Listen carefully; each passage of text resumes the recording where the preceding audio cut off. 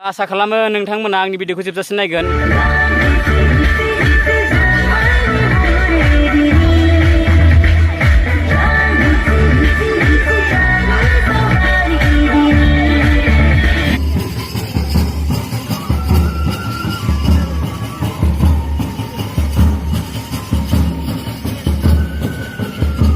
बयखौबो आखाइ खबनानै बरायनो थाखाय खावलायनाय जाबाय।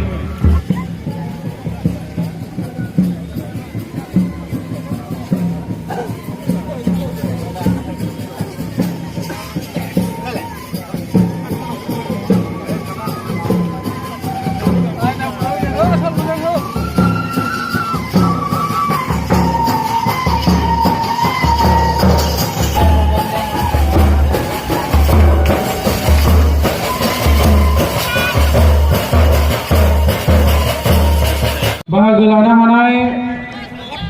पाटगाव दख'रानि सिङाव थानाय गुबुन गुबुन नांजाब आफादफोरनि गासै दैदेनगिरि बिथांमोन बर'फा गोजोनथियारि सोलायनायनि मावथांखि बायदियै पाटगाव दख'रा दुलाराय बर' फरायसा आफादा नैथि गामियारि जोलुर बादायलायनाय बे जोलुर बादायलायनायखौ बोहैथि दाननि 7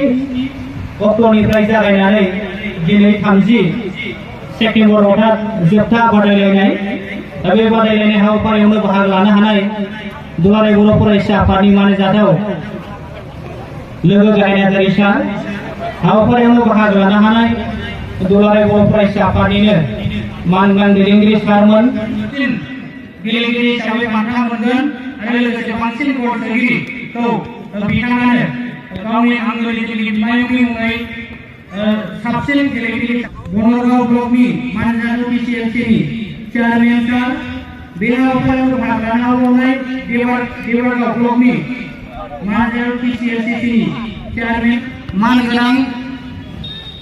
सालबारि खोला सोनाबफोर आरो सोनाब सोनाबफोरनि मानगोनां प्लेयार्स नोंथांमोन, दिनैनि बे खेलाखौ दैदेनगोन एबा रिफ्रिनि दैदेनगिरि नोंथांमोन, गुबुन गुबुन गामिनिफ्राय बाहागो लानो हानाय मानगोनां रायजो राजा नोंथांमोन, दख'ना जौसिन फरायसालिनिनो बारग' लोगो फोरोंगुरु सार बिद्यान एबा रुंसारि बिद्यान बसुमतारी सारनि मुङै बिथांनिनो आंगोनि फिसाला मानगोनां राजकुमार बसुमतारी बिथाङा बिफानि जेनेखि रुंसारिनि मुङाव गोसोखांथिनि मुङै जेनेखि ट्रफिजों लोगोसे नोगोद 15,000 बान्थाखौ बिथाङा गथायगोन आरो लोगोसे जाय हान्जाया दिनैनि जोबथा बादायलायनायाव जेनगोन एबा रानार्स आप हिसाबै बान्था मोनगोन बिथांनि जेनेखि बिथांमोननो बान्थाखौ जोङो डनेट खालामदों जोंनि सान्थिपारा गामिनिनो रुंसारि रानी नार्जारिनि मुङै आरो डनेट खालामदों जोंनि ओनसोलनिनो सासे समाज सिबियारि मानगोनां बिदा गेदेर हायेन बसुमतारी बिथाङा आरो लोगोसे जाय दिनैनि खेला गेलेनायाव साबसिन गेलेगिरि हिसाबै सायख'जागोन बिथांनो ट्रफिजों लोगोसे नोगोद 1,000 बान्था हरनाय जागोन आरो बे बान्थाखौ रुंसारि एबा जोंनि ओनसोलनि सासे सनेट खन्थाइ सोरजिगिरि रुंसारि दजेन्द्र ब्रह्मनि मुङै बिथांनि आंगोनि बिमायं फिसाला मुस्रि जुनिल कुमार ब्रह्म सारा बिमायंनि मुङै डनेट खालामदों आरो जाय बांसिन दाखालि थांनाय 17 अक्ट'निफ्राय गेलेनानै दिनैसिम जाय बांसिन गल जोसननो हागोन एबा हाइ स्करार हिसाबै जाय बान्था मोनगोन बिथांनो ट्रफिजों लोगोसे 1,000 बान्था होगोन आरो बेखौ डनेट खालामदों गावनिनो आंगो बिफा रुंसारि भसेन्द्र ब्रह्मनि मुङै बिथांनि आंगोनि फिसाला मुस्रि जुनिल कुमार ब्रह्म सारा डनेट खालामदों। दा बेनिखायनो आं बे समाव नायगिरि आरो गेलेमुखौ मोजां मोनग्रा रायजो राजा नोंथांमोनखौ न'खरनि मुङै आरो जाय बिथांमोननि मुङै दिनै डनेट खालामदों रुंसारि बिथांमोनखौ गोसोखांनानै दान्दिसे इसोरनि खाथियाव आरज गाबनाय आं बयखौबो बाहागो लानो खावलायदों। गसंनानै समा जागायबाय। बे समावनो सिनायथि होनो खावलायनो सानदों गेदेर आफादगिरि सार कृपेश दैमारि सारखौ बे समाव गावनि सिनायथिखौ होनो थाखाय खावलायनाय जाबाय आरो गांसे आर'नाइजों बरायनो खावलायदों आरो बे समाव बाहागो लानो हानाय क'क्राझार जिल्ला बर' थुनलाइ आफादनि मानाव गेदेर आफादगिरि सार गांसे आर'नाइजों बरायनो खावलायदों आरो बे समाव बाहागो लानो हादों क'क्राझार होनो थाखाय खावलायनाय जाबाय बे समाव बाहागो लानो हादों गाहाय नेहाथारि सार खाम्फा बसुमतारी सारखौ बे समाव गावनि सिनायथिखौ होनो थाखाय खावलायनाय जाबाय बे सार मोगथां बसुमतारी सारखौ बे समाव गावनि सिनायथिखौ होनो थाखाय खावलायबाय आरो बे समाव बाहागो लानो हादों क'क्राझार जिल्ला दुलाराय बर' फरायसा आफादनिनो गेलेमु नेहाथारि सार महिम बसुमतारी सारखौबो बे समाव गावनि सिनायथिखौ होनो खावलायबाय आरो बे समाव बाहागो लानो हादों क'क्राझार जिल्ला दुलाराय बर' फरायसा आफादनि सासे बे समाव बाहागो लाबावनो हादों क'क्राझार जिल्ला दुलाराय बर' फरायसा आफादनि सुबुं फोनांजाब नेहाथारि सार गोजोननाय थाबाय लोगो सोलोंथाइ नेहाथारि फुकन मोसाहारि बिथांखौबो बे समाव गावनि सिनायथिखौ होनो थाखाय खावलायनाय जाबाय गोजोननाय थाबाय बे समाव बाहागो लानो हादों रस मोसाहारि सारखौ बे समाव गावनि सिनायथिखौ होनो थाखाय खावलायनाय जाबाय सिनायथि हरनायनि थाखाय सारनिसिम साबायखर जासिबाय बे समाव बाहागो लानो हादों बियाब TCLCC नि मासिगिरि सार रबिराम ब्रह्म सारखौ बे समाव गावनि सिनायथिखौ होनो थाखाय खावलायनाय जाबाय बे समाव बाहागो लाबावनो हादों देबरगाव बियाब TCLCC नि मासिगिरि सार बुद्धदेब मोसाहारि सारखौबो बे समाव गावनि सिनायथिखौ होनो खावलायबाय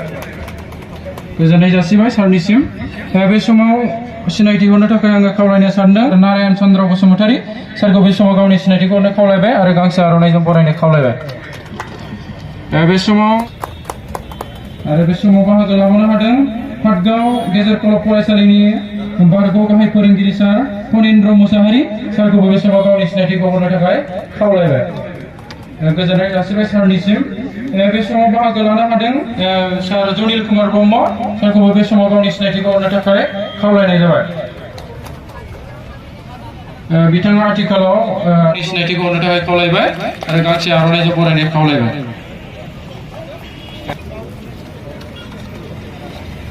नैबे जेनेखि नैथि जेनेखि गामियारि जोलुर बादायलायनाय बे बादायलायनाया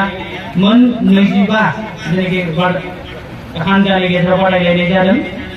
दा बादायलायनानै दिनै जोबथा जेनेखि बादायलायनाय जागोन बेयाव मोननै हानजानि गेजेराव जागोनब्लाबो नाथाय मोननै हानजायाबो दरसे गामिजों गेलेनाय जानाय नङा हाब्रुबारि उदालगुरिजों लोगो नांनानै बिथांमोना सालबारि खोला सोनाब सोनाबपुरनि हेंथायै गेलेगोन आरो जाय बिथांमोना दिनै साबसिन गेलेनानै एबा देरहासार जानो हागोन बिथांमोननो जोङो देरहागिरिनो नोगोद 15,000जों लोगोसे ट्रफि हरफानाय जागोन आरो जाय हानजाया जेनगोन बिथांमोननो ट्रफिजों लोगोसे नोगोद 10,000 बान्था हरनाय जागोन बेनिखायनो मोन्नैबो हानजाखौ आं खावलायखादों जोङो खेलाखौ डिसिप्लिन भाबैनो जोङो दैदेनलांगोन बेनिखायनो जाहाथे बाहाय देरहाथारनांगौनि थाखाय नोंथांमोना डिसिप्लिनखौ ब्रेक खालामनानै जाहाथे खेलाखौ गेलेया बर' हारिनि सिनायथि रैखाथि आरो थामोनथायनि थाखाय गोलाव सम सोमावसारनायाव पाटगाव हालामनिफ्राय जाय बिर जोहोलाव बिथांमोना बर' हारिखौ बुहुमाव सिनायथि होनो थाखाय गावनि बेसेन गोसा जिउखौ बाउसोमलांबाय बिथांमोननि गोथार गोसोखांथियाव पाटगाव दखरा दुलाराय बर' फरायसा आफादा दखरानि आवथायाव थानाय 58था गामिनि जोंनि गेलेगिरि बिथांमोनखौ लानानै नैथि गामियारि जोलुर बादायलायनाय आं मिथिनायाव बिथांमोना 17 सेप्तेम्बरनिफ्रायनो जागायदों आरो दिनै फैयै 30 सेप्तेम्बर जोबथा बादायलायनाय सफैनो हानाय नङा ओंखायनो गेलेनायखौ जों मोनसे प्रफेसन हिसाबै लानांगोन जेरैबायदि गेलेनायनि गेजेरजों दिनै दुर्गा बर'आ सिनाय जादों जेरैबायदि गेलेनायनि गेजेरजों दिनै हलिचरन नार्जारी सिनाय जादों आरो बे सिनायजानाय बिथांमोनल' नङा बे सिनाय जानाया जोंखौ 25 लाख बर' दं होननानै बुंदों। बे 25 लाख बर'आनो दिनै हलिचरन नार्जारी आरो दुर्गा बर'नि गेजेरजोंनो सिनाय जादों आरो देग्लायनि पुलिस साख्रियावबो गोबां जोंनि लाइमोनफ्रा गेलेनायनि गेजेरजोंनो गावनि जिउखौ दाफुंनो हादों। आरो जोबथारनायाव मोनसे बाथ्रा बुंगोन, दिनैनि फाइनाल गेमाव जाय मोननै दोलोआ बिथांमोना गेलेदों, मोनसे मोजां डिसिप्लिननि गेजेरजों जोङो गेलेनायखौ देखायगोन। बिथांमोना जेननाय देरहानाया जिउनि मोनसे बाहागो, बेवहाय जोङो बेखौ लानानै गेलेनो नाङा। बे गेलेनायाव जायफोरा खाबु मोनदों, 50टा गामिनि गेजेराव मोननै दोलोआ खाबु मोनदों। आंथ' बुंगोन, जाय दोलो मोननैया दिनै बे जोबथा बादायलायनायाव बाहागो लादों, बिथांमोननि खाफालखौ जों मान होनांगोन, सन्मान होनांगोन। उन्दै उन्दै दङ, आं नुनायाव नुदों। बिथांमोना नोंथांमोननि गेलेनायनिफ्रायनो बिथांमोनाबो मोजां सोलोंनानै पाटगाव हालामनिफ्राय मोजां मोजां प्लेयार ओंखारगोन आरो बेनि गेजेरजोंनो पाटगाव हालामा क'क्राझारनि गेजेराव बयजोंबो सिनायजागोन, दुलाराय बर'फोरनि गेजेराव बयजोंबो सिनायजागोन। आं बेखौ मिजिंथिबाय। पाटगाव दख'रानि आवथायाव थानाय 52टा गामिनि रायजो राजा नोंथांमोनखौ खनसेबाव दुलाराय बर' फरायसा आफादनिफ्राय गोजोन साबायखरखौ बावहरनानै दिनैनि जोबथा बादायलायनाय हाबाफारिखौ आङो बेखेवबाय होनबाय। गोजोन्थों, खुलुमबाय। डनेट खालामदों, डनेट खालामनाय बिथांमोनखौ आं बे समाव सिनायथि होनो थाखाय आखायाव लादों। जाय हान्जाया उइनार जागोन एबा देरहासार जागोन, बे हान्जानो ट्रफिजों लोगोसे नोगोद 15,000 हरनाय जागोन आरो बेखौ जोंनिसिम डनेट खालामदों मिस्टार राजकुमार बसुमतारी। बिथाङा गावनि आंगोनि बिफा रुंसारि बिधान चन्द्र बसुमतारी थैजासिम मानगोनां रुंसारि बिथाङा गोजौसिन पाटगाव गोजौसिन फरायसालिनि सासे गोख्रों फोरोंगिरि जानानै हाबा मावबाय थादोंमोन आरो बिथाङा समाजनिबो गोबां खामानि मावनानै होलांदोंमोन। दा बिथांनि मुङैनो जोंनिसिम दिनैनि जेनाखि जोबथा बादायलायनायाव डनेट खालामदों बिथांनि आंगोनि फिसाला मिस्टार राजकुमार बसुमतारी। बे समाव बिथांखौ गावनि जेनाखि सिनायथि, बे सिनायथिखौ आङो लानो थाखाय गुरै खावलायदों रायजो राजाफोरनि गेजेराव आरो गांसे आर'नाइजों बिथांखौ बरायनो थाखाय आं बे समाव गुरै खावलायदों। आरो जाय हान्जाया दिनै जेनगोन एबा रानार्स आप जागोन, ट्रफिजों लोगोसे नोगोद 10,000 बान्था गथायनाय जागोन आरो बेखौ जोंनो डनेट खालामदों मिस्टार आयेन नार्जारी आदाया। आरो आथिखालाव बिथाङा चिरां जिल्ला इउथ इउपिपिएलनि मानिजाथाव आफादगिरि।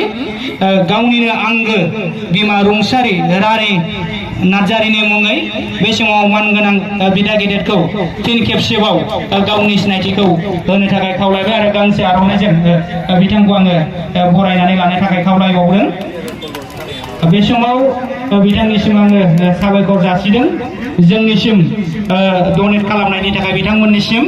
आरो जोंनि गेजेराव डनेट खालामबावदों जोंनिनो पाटगाव दख'रा दुलाराय बर' फरायसा आफादनि मिस्टार जय कुमार ब्रह्म सारा। गावनि असे बिफा रुंसारि बसेन्द्र ब्रह्मनि मुङै जाय साबसिन गेलेगिरि हिसाबै बान्था मोनगोन, बिथांनो ट्रफिजों लोगोसे 1,000 नोगोद बान्था होनाय जागोन। दा समाव आङो बिथांखौ फिन खेबसेबाव सारखौ सिनायथि लानो थाखाय आं खावलायबाय आरो गांसे आर'नाइजों बिथांखौ बरायनो थाखाय आं खावलायदों। आरो जाय थांनाय 17 सेप्तेम्बरनिफ्राय जाय बांसिन गल जोसननो हागोन, बिथांनो ट्रफिजों लोगोसे नोगोद 1,000 बान्था हरनाय जागोन आरो बेखौ डनेट खालामदों मिस्टार जय कुमार ब्रह्म सारानो। गावनि असे बिमायं एबा सनेट खन्थाइ सुजुगिरि, जोंनि ओनसोलनि सासे गागि समाज सिबियारि रुंसारि दजेन्द्रनाथ ब्रह्मनि मुङै। दा बे समाव आङो बिथांनिसिम फिन खेबसेबाव जोंनिसिम डनेट खालामनायनि थाखाय आङो साबायखर जासिदों। बे समाव आङो गाहाय आलासि सारजों लोगोसे मानगोनां आलासि सारमोनखौ प्लेयार बिथांमोनखौ जेनाखि उइस हैनाय बेस्ट अफ लाक हैनो थाखाय आङो फोथाराव सारमोनखौ गुरै खावलायदों। आरो दिनैनि जेनाखि जोबथा बादायलायनाय खेला, बे खेलाखौ किक अफ खालायनानै बेखेवनानै होगोन जोंनि क'क्राझार जिल्ला बर' थुनलाइ आफादनि मानजाथाव आफादगिरि सार बानेश्वर बसुमतारिया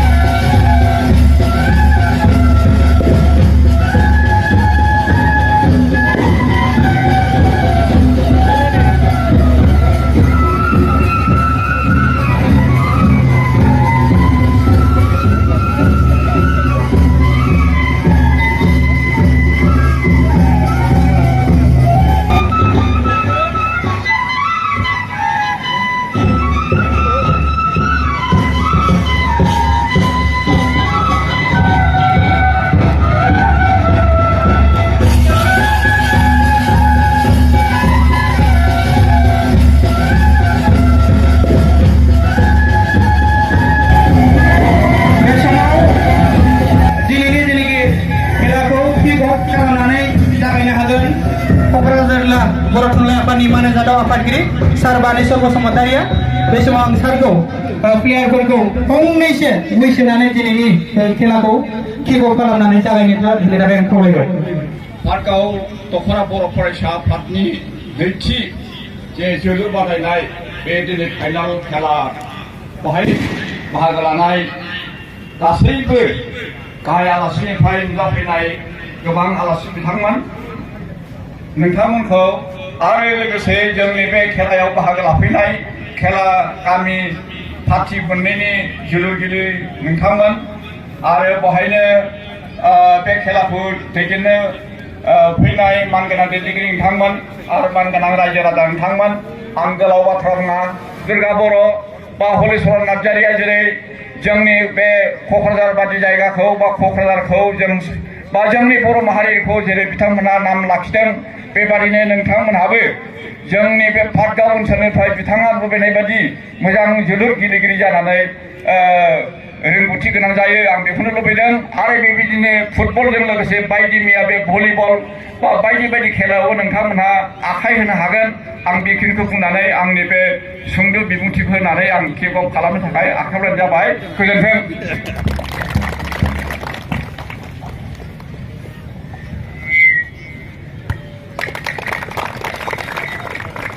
सिंध गुजरात मराठा द्राविड उत्कल गंगा विंध्य हिमाचल यमुना गंगा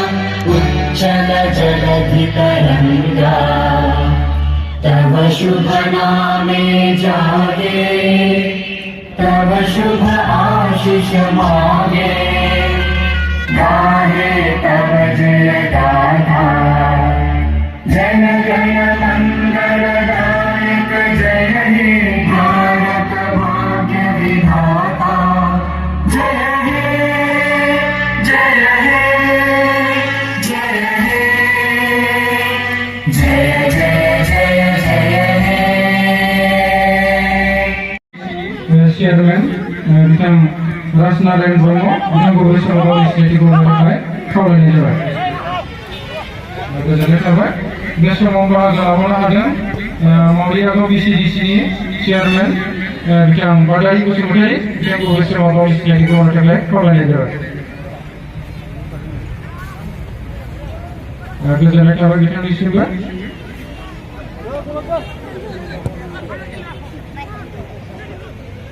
बे समाव बाहागो लानो हादों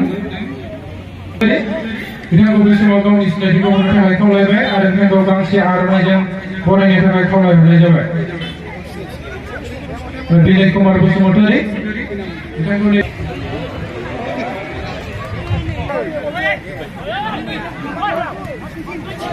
Pankaj Sharma बिथांखौ गावनि सिनायथिखौ होनो खावलायबाय आरो गांसे आर'नाइजों बरायनो थाखाय आङो खावलायनाय जाबाय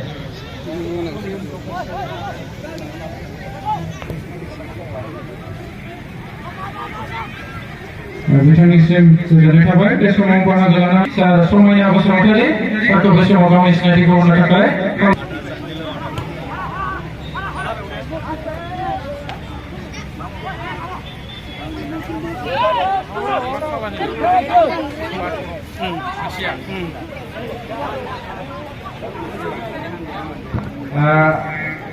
साहा थानाय हानजायानो जाहैबाय हाबुबारि उदालगुरि मोननै गामिजों ज' गेलेनाय हानजा आरो खोला फारसे थानाय हानजायानो जाहैबाय सालबारि खोला सनापुर आरो सोनाब सनापुर मोनथाम गामिजों ज' जानानै गेलेनाय हानजा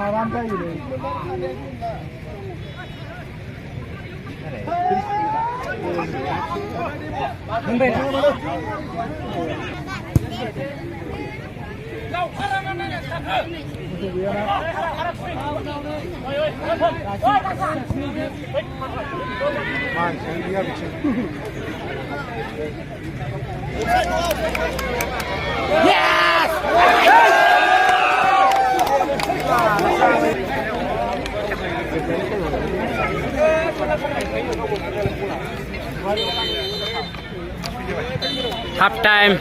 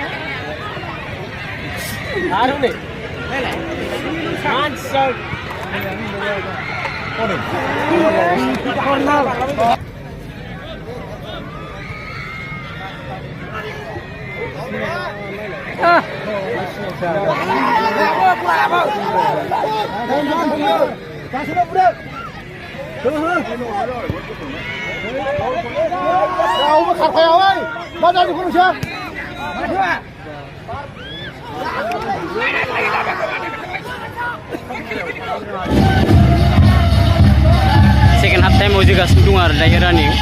दा सोलिगासिनो जोनाया ओमफ्राय दायो नै एरफिनबाय दा बोरै जायो नायलांबाय थानोसै लोगोफोर नै नायलांबाय थादों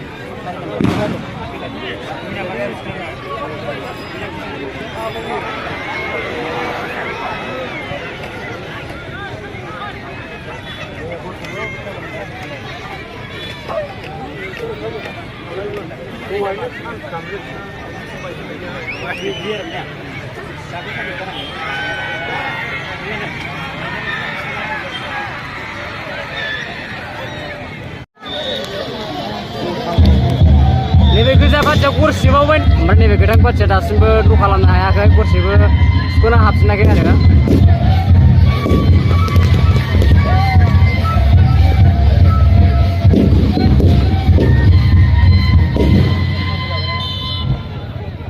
गलखौ नैबे बिथाङा सोदों नैबे बिथाङा 11 नाम्बार नैबे 11 नाम्बार गोजा गाननानै स्कर खालामदों 11 नाम्बार मा नाम होनो बेनिखौ गोजानिया नैबे गोजानिया 11 नाम्बारा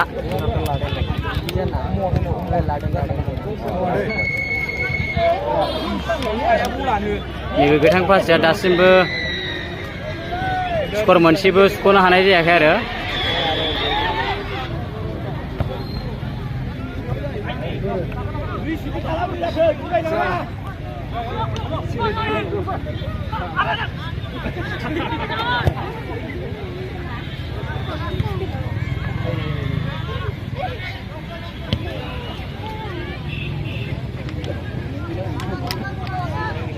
एगारो नाम्बार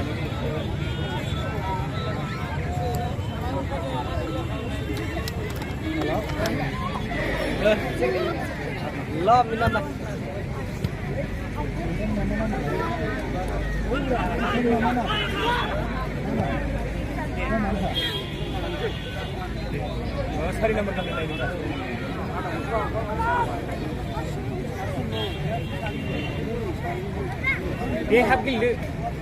hem kela, gildu.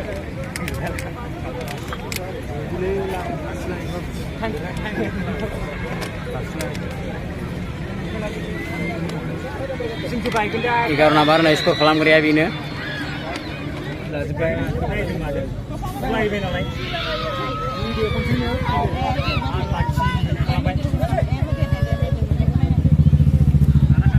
लाना खालामबाबो लानानै लागाव सुइदोबो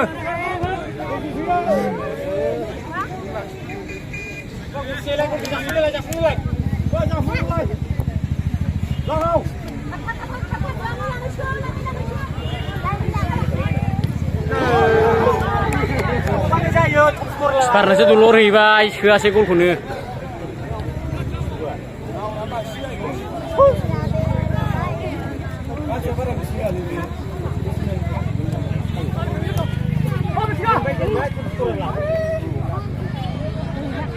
Out Jawa.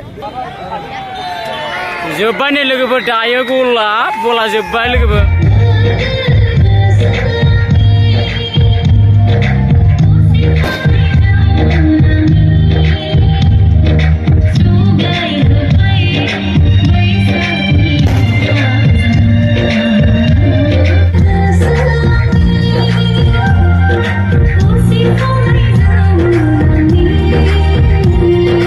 गावनि गामियारि जोलुर बादायलायनायाव दिनै बिथाङा माने गल स्कर हिसाबै माने उइनार माने जानो हादों आरो माने देरहासार जानो हादों दा बिथाङानि सिलेक्सन जाबाय आरो गल स्करनि थाखाय बिथाङा माने दिनैनि बे गेमाव माने 3 गलाव सोदोंना 4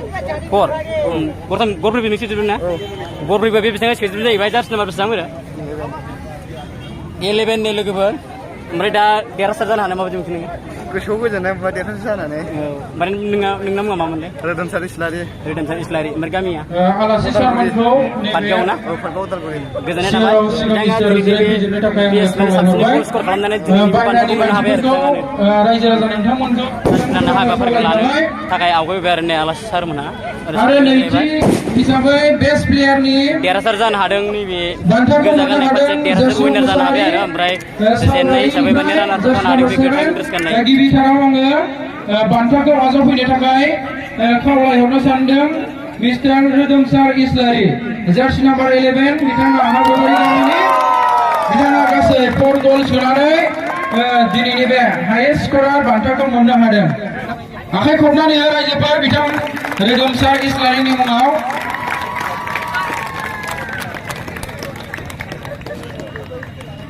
दा ट्रफिखौ गथायदों बिनय कुमार बसुमतारी आरो सेरोजा केस मारिखौ गथायफादों जनेल कुमार ब्रह्म बे अनसुंथाइखौ होदोंमोन मिस्टार जनेल कुमार ब्रह्म बिथाङा गावनि आंगोनि बिमायं रुंसारि दजेन्द्रनाथ ब्रह्मनि मुङाव बे ट्रफिजों लोगोसे सेरोजा केस मारिखौ डनेट खालामदोंमोन बान्थाखौ आजावनाय आरो बान्थाखौ गथायनायनि थाखाय बयनिसिमबो साबायखर जासिबाय बे समाव आङो बान्था आजावफैनो थाखाय खावलायनो सानदों मेन अफ द मेच जासुं मुसाहारि सालबारिनि जार्सि नाम्बार 7 दा बे बान्थाखौ एबा ट्रफिखौ गथायगोन मिस्टार बानेश्वर बसुमतारी क'क्राझार जिल्ला बर' थुनलाइ आफादगिरि सारखौ बे बान्थाखौ ट्रफिखौ गथायफैनो थाखाय आङो खावलायनाय जाबाय बिथांनि मुङाव गोबारै आखाइ खबनानै होनो थाखाय खावलायनाय जाबाय बिथाङा मेन अफ द मेच बान्थाखौ मोननो हादों बिथांनो गंसे ट्रफिजों लोगोसे 1000 रां बान्था होनाय जादों आरो बे बान्थाखौ अनसुंथाइ होदों मिस्टार जनिल कुमार ब्रह्म बिथाङा गावनि आंगोनि बिफा रुंसारि बसेन्द्र ब्रह्मनि मुङाव बे बान्थानि अनसुंथाइखौ होदों जे देरहासार जागिरि सालबारि सोनाब सनापुर आरो खोला सनापुर बे हानजानि टीमखौ सिगां फारसे फैनो थाखाय खावलायहरनाय जाबाय दुलाराय बर' फरायसा आफादनि आफादगिरि बिथां प्रफुल्ल ब्रह्मखौ खावलायनाय जाबाय खबनानै होनो थाखाय खावलायबाय बान्थाखौ डनेट खालामदोंमोन मिस्टार हेन नार्जारि बिथाङा गावनि अनसुलि बिमा रुंसारि रानी नार्जारिनि मुङाव बे बान्थाखौ अनसुंथाइ होदोंमोन सालबारि टीम हानजानिसिम बान्था आजावनायनि थाखाय साबायखर जासिबाय आरो बान्था गथायगिरि बिथांमोननिसिमबो बे बान्थाखौ ट्रफिजों लोगोसे नोगोद 15,000 रांखौ अनसुंथाइ होदों मिस्टार राजकुमार बसुमतारी बिथाङा गावनि अनसुला बिफा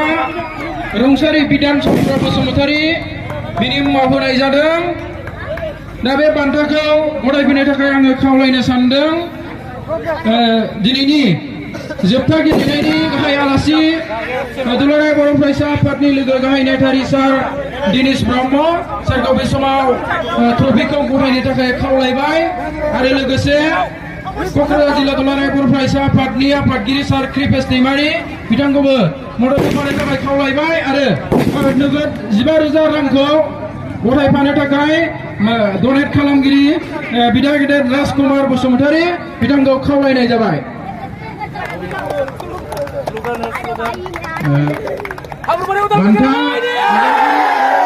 बान्था होगिरि बयनिसिमबो साबायखर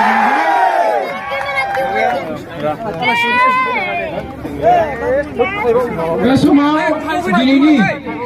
जे गेलेनाय एबा जागायनायनिफ्राय दिनैसिम जोंखौ गेलेनायाव दैदेनफैनाय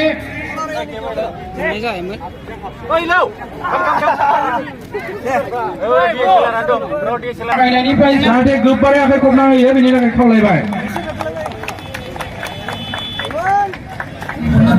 दायो नै फाइनालाव देरहानायनि खुसिजों दायो फट' लागासिनो नै DSLR जों ट्रफिखौ लायै लायै नै फट' लानाय सोलिगासिनो दं आरोना नै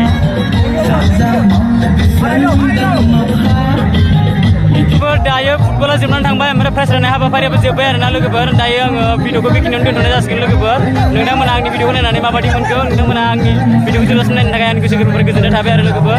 जायखिया बिथांमोना आंनि भिडिअखौ दिनै जोबजासिम नायदों बिथांमोननि थाखाय आंनि थेंक इउ आरो लोगोफोर ओमफ्राय दायो प्राइज राननाय हाबाफारिया जोब्बाय नालाय ओमफ्राय आङो भिडिअखौ बेखिनियावनो दोनथ'नाय जाबाय लोगोफोर ओमफ्राय भिडिअखौ नायनानै माबायदि मोनखो आंनि भिडिअनि गाहायाव कमेन्ट बक्स दङ बे कमेन्ट बक्सआव नोंथांमोना रिप्लाइ खालामनानै बुंहरब्लानो जाबाय आरो लोगोफोर अब्ला भिडिअखौ बेखिनियावनो दोनथ'नाय जाबाय लोगोफोर बाय बाय